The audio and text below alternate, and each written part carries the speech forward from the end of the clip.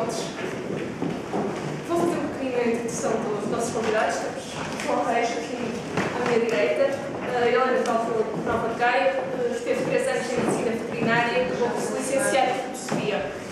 Em 2010, fundou com a irmã Natália Reis a editora Eupleia e esta editora apresentou-se como pretendendo divulgar autores estrangeiros, pouco traduzidos ou divulgados em Portugal, mas também autores portugueses em início de carreira que se integrem nos critérios de qualidade da editora. O João é tradutor de sueco, dinamarquês e inglês e norueguês e já traduziu Ambrose Bierce, Alexander Killand e Hjalmar Bergman. Alexander Killand que era filho de ele. O João Ventura, que é à minha esquerda, diz que ele próprio começou a escrever com muita gente na adolescência e que teve alguns textos, principalmente poemas, publicados nos momentos juvenis do Teatro de Lisboa e República. Esteve 4 anos em Inglaterra a fazer doutoramento e depois, quando voltou, começou novamente a escrever. É atualmente professor no Departamento de Engenharia Mecânica do Instituto Superior Técnico, onde leciona disciplinas como termodinâmica, segurança industrial, riscos naturais e tecnológicos ou segurança contra incêndio e explosões. É investigador na área dos incêndios florestais. O seu gosto pela escrita é o próprio assunto que se intensificou quando conheceu o grupo de ficção científica português e que desde então tem publicado narrativas curtas em diversas revistas e fanzines, bem como as antologias Contos Fantásticos, e este foi um concurso organizado pelo Fantasporto na sua primeira edição em 1981. E depois, mais recentemente, publicou contos A Sombra sobre Lisboa, Por Universos Nunca Antes Navegados, Brinca Comigo, o Almanac do Dr. Thackeray T. Lambshead, de doenças excêntricas e desacreditadas, e Vaporpunk. Além disso, mantém praticamente o blog das palavras do espaço. Jorge Parinhos, desculpa, colaborou com o jornal Universidade do Porto, as revistas Águas Cortadas, 365 e Drama. Tem desenvolvido trabalho como guionista e também como dramaturgo. E o seu trabalho, as suas peças foram já ensinadas em Portugal e no Brasil, tendo recebido o Prémio Inatel, Miguel Rovisco e o Prémio Manuel de Jacinto. Está neste momento a fazer um doutoramento nesta área. Participou nas antologias More Tales of Terror, da editora norte-americana Pagan Publishing, e também no Almanac do Dr. Thackeray T. Lambshead, e publicou também o Conto dos Crisântemos Africanos no da revista Bank. Por último, José Pedro Alves está aqui na nossa ponta, no meu ponta direita. Ele nasceu no Porto, licenciou-se em Gestão de Empresas, especializou-se em produção de cinema e televisão na Escola de Cine e TV Sétima Arte, em Madrid. Publicou artigos na revista Magazine HD, colabora desde 2010 com a revista digital Take e é jornalista e subcoordenador do projeto Cinema.net. Em 2007 escreveu e produziu a curta-metragem de terror A Noiva, que foi exibida em diversos festivais, vocês talvez já tenham visto. Em 2010 escreveu e realizou a curta O Risco, uma comédia splatter, e dentro do âmbito do Prémio Sony produziu a curta Temperar a Gosto, uma comédia romântica. Já este ano, em 2011, ainda não vamos muito avançados, fundou a produtora Anexo 82 Produções, sediada aqui no Porto, e produziu a curta experimental Relationship Status. Encontra-se a produzir com a produtora americana Blue Touch Productions, a curta The Clown Mouth Gang. E está também a preparar a curta dramática Videoclube, baseado no movimento selecionado pelo European Shortcage da Nizimasa. O que eu perguntar-vos para começar é se há uma linguagem própria às narrativas curtas, se há temas mais apropriados, se dentro do conto, o conto oferece determinadas possibilidades estilísticas, até retóricas, que são específicas e que são impossíveis em narrativas longas. Isto aplicando, seja um conto, seja uma curta-metragem, o que vos parece a todos, seja como autores, como críticos, como editores, diriam. Eu começaria pelo João, seguimos a ordem alfabética. O conto, tanto no fantástico como no geral, neste caso estou a falar como editor de literatura em geral, oferece algumas condições estilísticas que não se aplicam em géneros como romance ou mesmo novela. Dado a sua brevidade quando comparado com esses géneros, tem que existir provavelmente uma menor caracterização, me faz entender as personagens e centrar-se mais no fundo da história, no que ele tem essencial à história, e tirar muito do que é supérfluo, por exemplo, no romance, por vezes, em que podemos ter descrições que no conto não podemos ter dado a sua brevidade, e isso transforma estilisticamente o conto, porque o conto tem que permitir um certo sentido abrupto. Desculpe, não se ouve. Desculpe, é que eu estou também com a garganta, não posso dar mais. Como eu dizia, a brevidade do conto permite um certo sentido abrupto, tanto no início quanto no final, e nota-se bastante por vezes no final, que não é permitido, permitido é nos outros géneros, mas não se nota tanto nos outros géneros. O que leva ao que o autor, neste caso, tenha que utilizar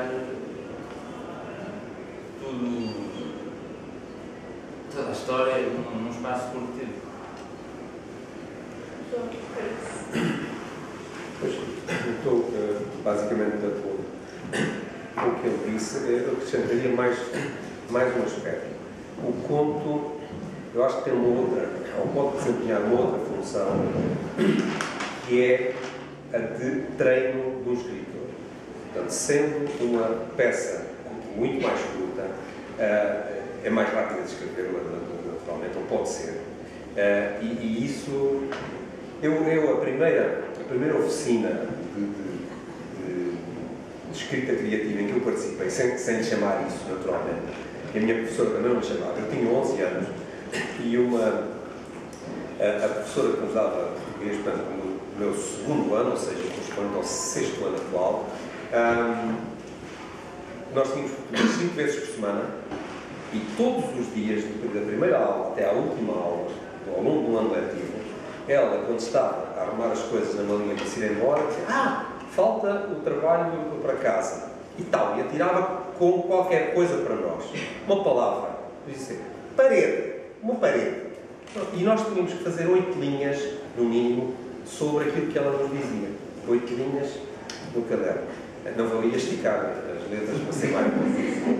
E isto significa que durante um ano nós tivemos aquele exercício. No fim daquele ano eu conseguia escrever sobre fosse o que fosse. Era só darem um tema. Porque isto é um treino que não é brinquedo. E isto verifiquei depois que nas chamadas workshops e oficinas e não sei o que, de escrita criativa, é uma das coisas que se fazem. Portanto, nós fizemos escrita criativa sem saber. E uma coisa que eu gosto ainda atualmente muito é aquele género de contos em 150 palavras, ou em 50 palavras. Adoro isso, porque é um exercício de disciplina tremendo. Porque a gente escreve a história e chega a coisa, mete aquilo no conta-palavras do Word, 52 palavras. Tenho que tirar 2 palavras daqui. E agora como é que eu vou fazer? Pronto, porque o tirar 2 palavras numa narrativa que é muito curta envolve um rearranjo muitas vezes de frases. E isso é uma coisa que dá um treino muito grande a quem escreve. Portanto, é outra das coisas que eu gosto de conto, é esse tipo de treino. Bem, eu vou pedir desculpa ao João, mas eu vou discordar um bocadinho dele. Boa. O João falou que muitas vezes a forma mais breve do conto é uma forma também de treino para o escritor de formas mais longas. É verdade que há muito essa ideia de o conto ser uma espécie de rodinhas de bicicleta para se treinar para depois escrever um romance. Eu não concordo com isso. Eu acho que o conto é uma forma válida em si, aliás é muito mais antiga do que os romances. Os romances é uma forma literária bastante, quase muito recente, foi uma coisa que surgiu mais no século XVI e explodiu no século XIX, com a industrialização da literatura. E acho que são duas formas completamente diferentes. Enquanto que o romance é a arte da sustentação, o conto é a arte da concisão. Bom, aí já estou de acordo. Em que é necessário, num ponto muito pequeno, conseguir criar um mundo inteiro, um bocado como o Aleph de Jorge Luís Borges, que haver ali aquele ponto que há ali, de repente, uma explosão de claridade, como acontece, por exemplo, nos poemas. Acho que ninguém, por exemplo, acha que um poema tinha um treino para um poema mais longo, ou para uma epopeia. No sentido, naquela... Portanto, acho que era um pouco definir o conto como alguma coisa que se pode ler como assentada. Provavelmente deve ser a definição mais genérica e mais verdadeira que se pode dar. Bem, há romances que se podem ler como assentada.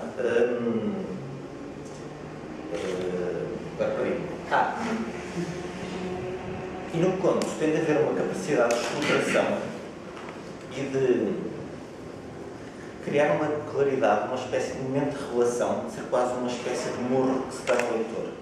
Enquanto que numa obra mais longa é mais uma vivência que vamos tendo, que vamos acompanhando, evoluindo e entrando dentro da cabeça das personagens.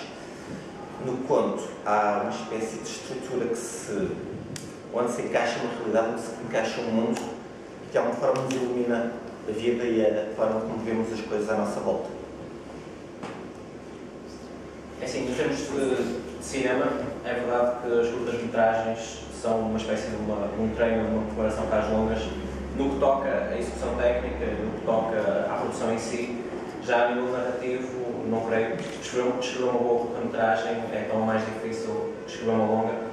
Nomeadamente porque há uma grande tendência, como o cinema é uma arte expositiva, não é?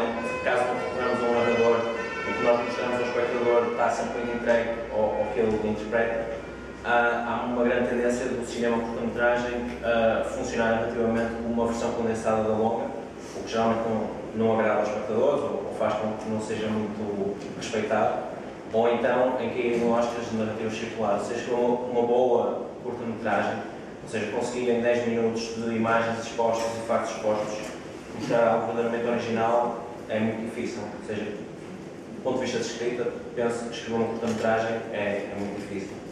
Eu, aliás, tinha exatamente esta questão por expor, esta ideia do formato do ponto como laboratório para potenciais autores. Eu julgo que são os japoneses que acham o ponto o expoente máximo de literatura por ser a forma mais difícil de alcançar com a sua exigência. Esta exigência que vocês sentem, a noção de terem que calibrar tudo muito bem, de uma economia extrema de meios, não só de palavras ou de imagens, ou exige-vos mais atenção? Ou julgam que, de certa forma, conseguem, de algum modo orgânico, percepcionar mais ou menos até que poder se podem estender ou não? É assim, no que toca a cinema em si, o que acontece muito é que o que nós sabemos que conseguimos ou não conseguimos fazer acaba por um lado, limitar a criatividade e, por outro lado, forçá-la a, se calhar, procurar soluções melhores do que se soubéssemos que conseguiríamos expor o que gostávamos de contar se fosse apenas a só em palavras. Por isso, em certa maneira, é verdade que o conto em si, ou a curta-metragem em si, acaba por o otimizar o tempo ser uma forma muito estimulante de criar uma história mais interessante e tirar o maior partido dela. Se calhar, ficassem menos facilitativos. Jorge? Assim, eu já tinha falado de essa importância da concisão. Também era Edgar Allan Poe, que foi um dos principais teóricos do conto moderno. Dizia que num conto todas as palavras têm de contribuir para a história, têm de criar esse universo. E eu creio que é verdade que num conto, de uma forma tão breve e que tem de ser tão intensa, tudo o que não contar para essa história que é contada, estou a repetir, está a gerar ruído. Nós, como leitores, como somos, e também como espectadores, na curta-metragem, tudo aquilo que não encaixa aquilo que estamos a ver gera-nos perturbação.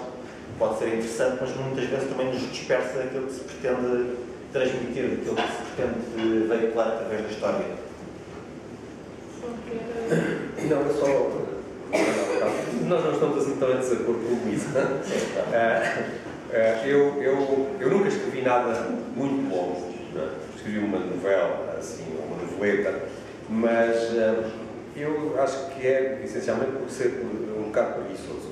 E, portanto, é mais fácil para mim escrever uma coisa curta do que escrever uma coisa longa. Mas eu vejo o conto um bocado como o artesanato. Não é?